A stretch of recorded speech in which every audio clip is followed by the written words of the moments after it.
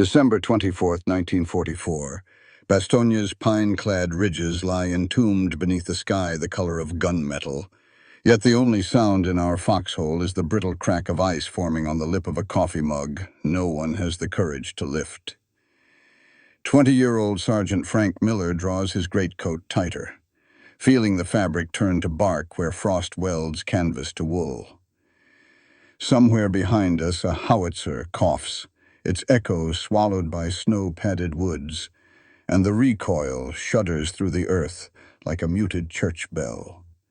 It is Christmas Eve, though the calendar feels obscene for daring to use the word Eve, as if dawn will bring anything but another gray day of artillery and blood crusted on bandages that cannot be changed.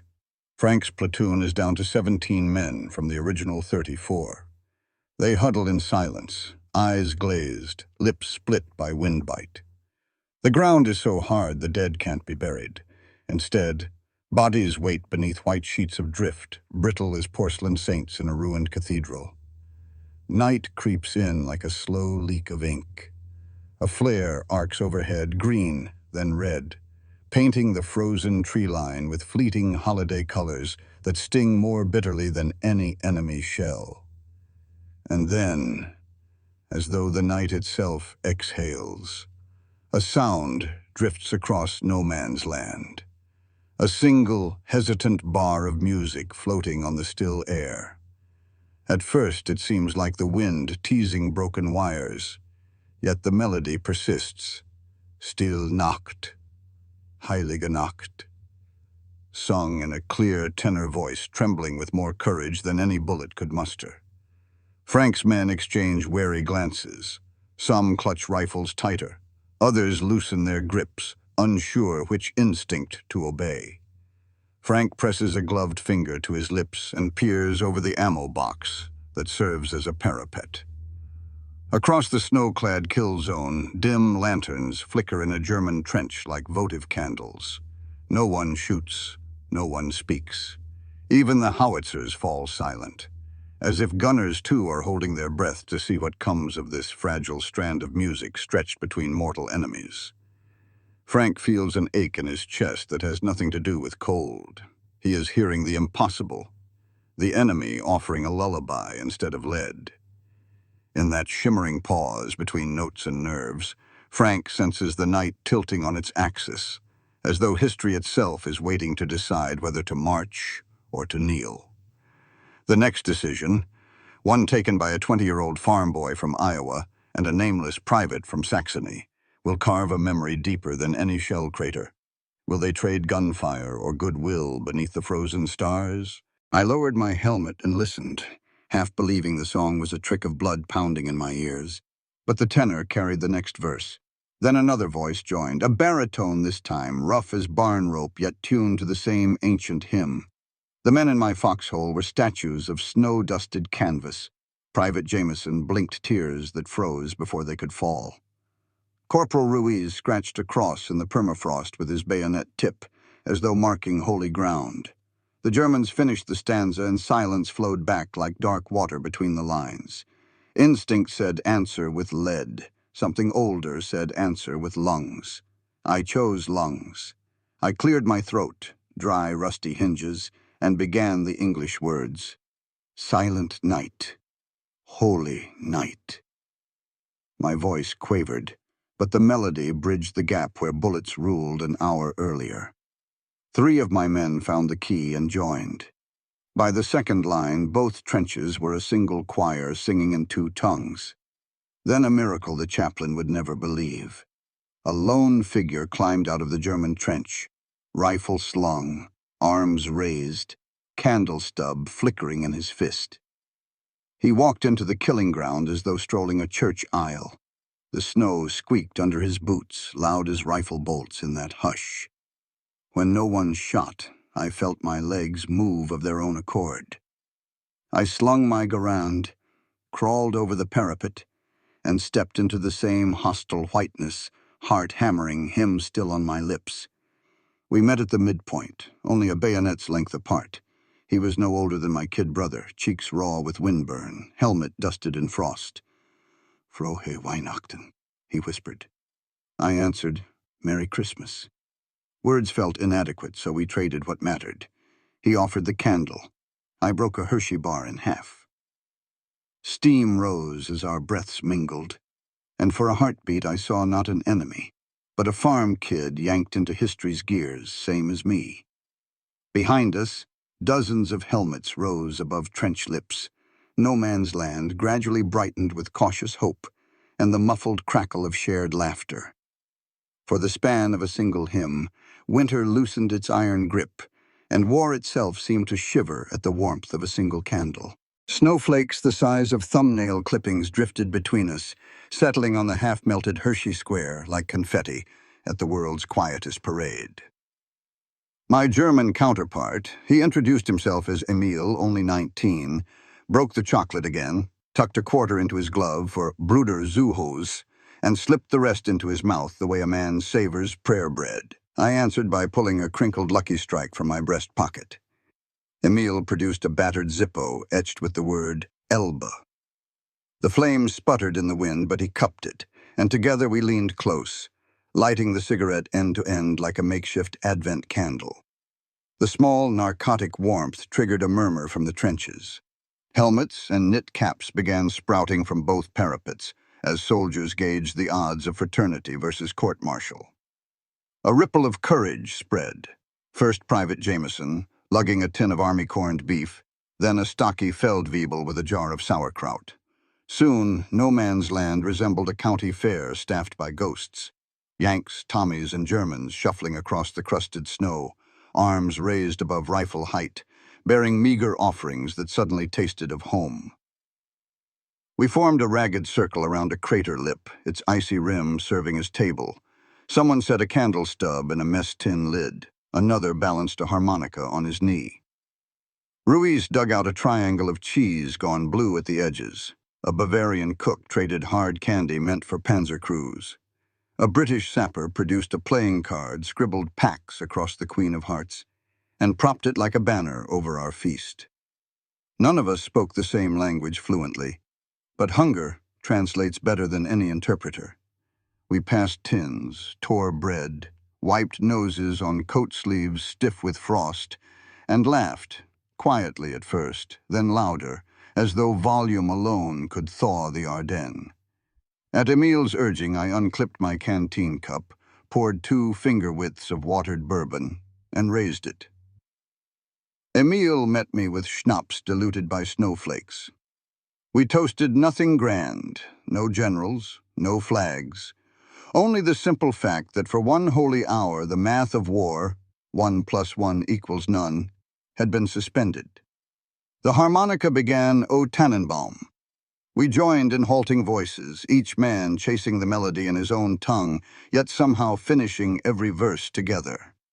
Above our makeshift choir, the flare light sputtered out, leaving only starlight and the soft crackle of pine logs someone had dared to light at the crater's edge. For a heartbeat, the Ardennes smelled like Christmas back home. Resin, smoke, spilled liquor, and the faint, sweet tang of peace. A hush settled after the harmonica's last note, the kind of hush that makes a man hear snow falling on his own eyelashes. Into that stillness, a German chaplain edged forward, collar turned up against the bite, a pocket-sized Bible cradled to his chest. He spoke softly in his tongue. Our platoon's medic, Feldman, caught enough words to realize the padre wanted to read the Christmas Gospel, the same passage we would have heard back home if there'd been pews instead of foxholes. The suggestion drifted through our motley crowd like wood smoke. A couple of my boys shifted uneasily. Attending enemy services felt one step shy of treason.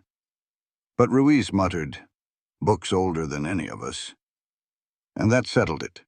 We scraped a circle in the snow, rifles laid flat at the rim like spokes on a wheel, muzzles pointing to the stars, so nobody felt stared down by iron. The chaplain lit a second candle, its trembling flame turning frost crystals into tiny prisms. He read from Luke, German syllables clear despite the wind, voice lifting each name. Joseph, Mary, the shepherds, as though introducing distant cousins. Feldman translated in hushes beside him. Whenever his Yiddish palate snagged on a verse, I filled in from memory. The gospel leapt the language gap sentence by sentence, landing intact in every man's chest. Even Private Jameson, who never prayed unless imminent shelling demanded it, bowed his head. When the reading ended, silence again, but this time roomy, gentle. Emile cleared his throat, reached into his tunic, and produced a silver harmonica I hadn't seen before. He played Auld Lang Syne, the notes floating above the snow like lanterns. I remembered my mother singing that at New Year's socials in the Iowa Grange Hall. And suddenly I wasn't freezing in Belgium. I was warm, 17, cheeks flushed from square dancing, smelling stove-boiled coffee and floor wax. By the second refrain, a British corporal hummed harmony. Feldman whistled bass, and the tune swelled into a rough-hewn choir without conductor or rehearsal. When the last chord dissolved, nobody applauded. Applause felt too loud, too cheap. Instead, we exchanged small tokens, jam tins for chocolate, gloves for socks, a brass Zippo for a rosary carved from cherry wood. Emile slipped his harmonica into my palm. "For your mother," he said, accent thick around the word mutter. I tried to refuse, but he closed my fingers over the instrument. His nails were blue from cold, yet his grip carried June sunshine. Above us, the northern sky pulsed with faint green ribbons. Aurora, perhaps, or just artillery flashes caught on high cloud. Either way, the heavens seemed to sign the ceasefire with luminous ink. For the first time since arriving in the forest, I believed dawn might break without adding fresh names to the snow. Somewhere in the night, an officer's watch ticked past 0200, and history snapped the fragile thread we'd strung across the snow. A single German flare knifed upward, burst white, and painted every face in no man's land like a spotlight on trespassers at a midnight sermon. Reflex trumped reverence. Soldiers on both sides lurched for rifles lying in the circle like discarded crutches. Emile and I locked eyes, shock, apology, terror, then bolted opposite directions, scrambling through churned drifts that swallowed our boots and gifts alike. I dove headfirst into our trench, a heartbeat before an 88mm shell, loud as final judgment, slammed into the crater we'd used as a dinner table. Night became magnesium daylight. The shockwave rammed snow and earth into my mouth, embedding spruce needles in the wool of my scarf. Men shouted positions, fingers stabbed compass directions, but nobody needed coordinates. The barrage fanned the whole sector. Shrapnel hissed overhead like iron locusts. Jameson clutched my arm, eyes rabbit-wide. "They'll charge behind the barrage, Sarge." I nodded, and we set about the grim choreography drilled since basic. Helmets on, safeties off, barrels angled just above the parapet to catch silhouettes in the blast glow. I hated how natural it felt after the miracle we'd just lived. Artillery drummed for 20 minutes that seemed to stretch the length of Advent. Between detonations, I caught ghost images, the jar of sauerkraut spinning skyward, shredded. Emile's candle stub extinguished mid-flight. The Queen of Hearts Pax card fluttering like an injured dove before vanishing in a column of snow. When the barrage lifted, a low growl of boots and guttural orders rolled toward us. My breath smoked in staccato bursts while I counted the shapes fanning through residual dust. 10 yards out, too close for comfort, too far for grenades. "Hold," I hissed. At 5 yards, we fired. Rifles cracked, bolts cycled metallic prayers. Muzzle flashes strobed crazed shadows on white pines. The enemy line faltered, fell to their bellies, returned fire that chewed our sandbags into bleeding cloths. Ruiz cursed in Spanish as a round creased his helmet. Feldman dragged him back, wrapping gloved fingers around a pressure dressing already stiff with cold. Somewhere left of us, a German MG-42 raked the parapet, stitching sparks. I yanked Jameson down just as splinters peppered our faces. The hymn was gone. Only howls and hot metal remained. Yet beneath the chaos, I felt the harmonica in my pocket. Emile's farewell, pressing against my ribs like a stubborn pulse, proof that a different world had existed minutes earlier, and might again when the guns ran out of breath. The firefight sawed on for 40 minutes, each volley carving another notch in the timber of my nerves. We were down to 3 clips apiece when Lieutenant O'Hara belly slid into our sector, cheeks raw, eyes blazing like lantern wicks turned too high. "We push now, before they regroup," he barked, and pointed to a thumb-thick map line that had long since vanished under cratered snow. Jameson swallowed hard. Ruiz cursed beneath the bandage Feldman had slapped over his scalp. I thumbed a fresh 8-round unblock into my Garand. The metallic ping sounded absurdly cheerful, and hauled myself up the ladder carved into the trench wall. The air bit my lungs like peppermint acid. We advanced in bounding pairs. 2 men sprint, 2 men cover. Repeat until legs and luck give out. Snow threw up silver fans under each heel strike, its quiet shattered by the boom crack of staggered Garand fire. O'Hara fired a flare to mark our line. Its magnesium light made shadows of us all, giants striding across a miniature battlefield. I glimpsed Emil's trench, now a churned ribbon of white and charcoal, cloaked in smoke.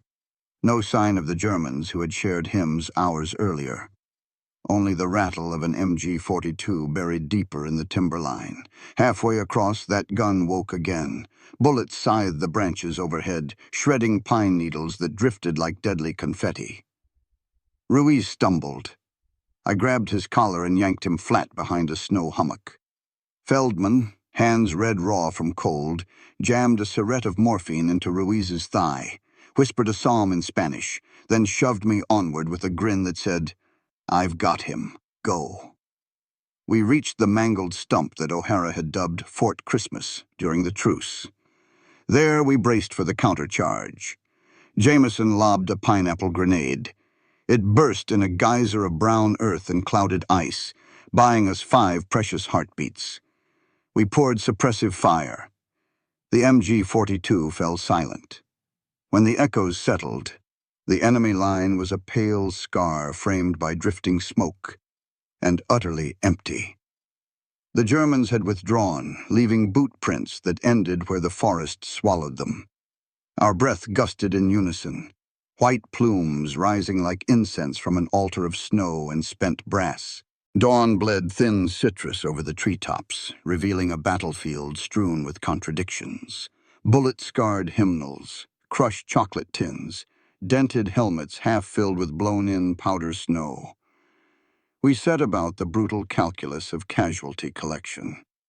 Every body had to be tagged, every dog tag recorded, before the warming sun warped features beyond recognition. Feldman directed triage, hands trembling from more than frostbite. Every minute he paused to flex his fingers, muttering, "Can't stitch if I can't feel." I dug a shallow scrape for Private Wilcox, who'd taken a ricochet to the neck. As I laid him down, something metallic pressed my chest. Emil's harmonica. Guilt knifed between ribs sharper than any bayonet. Somewhere perhaps he lay in mirror position, pocket heavy with the Zippo I'd given. 2 medics hauled in a German corporal, thigh shredded by shrapnel. Rules said enemy wounded waited until our own were stable. Hearts said otherwise. Feldman asked for volunteers. I stepped forward. We cut the corporal's trousers, poured sulfa into the wound, and bound it with the length of O'Hara's scarf after clean bandages ran out. The corporal stared at the harmonica chain round my neck and managed a weary smile. "Music, gut." No other words passed, but his eyes mirrored the same exhaustion painted on every face in the aid station. By noon, command radio crackled fresh orders. Hold the line until 3rd Armored pushed through. We rotated watch. In the margin of my field notebook, I penciled a single sentence. Held Christmas service with the enemy, fought them before dawn, patched 3 of theirs by noon. God help us understand. I closed the cover, afraid to add anything else lest the page split from contradiction. The harmonica glinted in the cold sun, its metal too bright for a day like this. 2 days later, a white flag column approached, escorting 8 German prisoners for swap under the Red Cross agreement. I was detailed to the perimeter, rifle unslung but safety on. Among the POWs limped Emile, crutch fashioned from 2 bayonets and a broom handle. His cap was gone, hair matted with dried blood. Our eyes met. Recognition flashed, not enemy, not friend, but bearer of the same fragile memory now threatened by politics larger than us both. Regulations forbade conversation, yet as he hobbled past, he tapped 2 fingers to his lips, then to the breast pocket where my harmonica had rested the night of the truce. I lifted the chain enough for him to glimpse the instrument, nodded once. No words exchanged, none needed. During formal handoff, I slipped a scrap of parchment into the Red Cross ledger. 4 bars of Auld Lang Syne, penned in stave. Maybe it would find him someday. Maybe not. But music once bridged a gulf of howitzers. Parchment might span a prison camp fence. That evening, supply finally arrived. Blankets like sandpaper, tins of rancid bacon, and a crate of fresh hymnals stamped USO. The irony tasted like tin coffee, but Ruiz laughed anyway. "Guess the chaplains got replacements," he said, thumbing through crisp pages.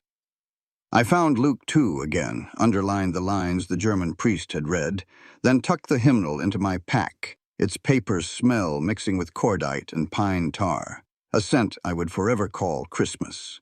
By mid-January, the Bulge flattened under relentless Allied drives, and our company marched through villages that looked like overturned snow globes. In Houffalize, civilians lined cratered streets, offering weak smiles and watery potato soup. A little girl tugged my sleeve, pointed at the harmonica, and mimed playing. I knelt, set the cold steel to my lips, and coaxed Stille Nacht into the brittle air. Women clasped hands to mouths, old men removed caps. Some sang, others simply wept, but every soul in that square understood the tune carried more than notes. It carried a memory of a night when even war paused to breathe.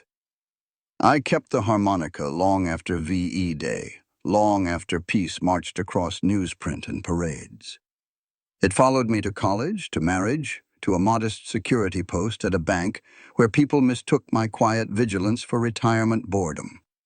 Only on Christmas Eve did I take it from the drawer, polish frost off dulled metal, and play the carol that once welded enemy foxholes into a single cathedral.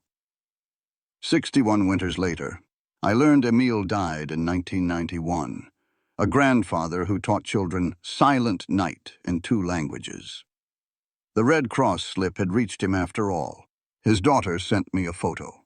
Emile on a cobblestone street, holding a tarnished Zippo etched with Elba. Inside the envelope lay the Zippo itself and a note. Für einen alten Freund. Frohe Weihnachten. I placed the lighter on my mantel beside the harmonica, both artifacts dulled by time yet bright as the candle we once carried into no man's land. Some nights, wind whistles through the porch boards. The lighter lid clicks against metal just so.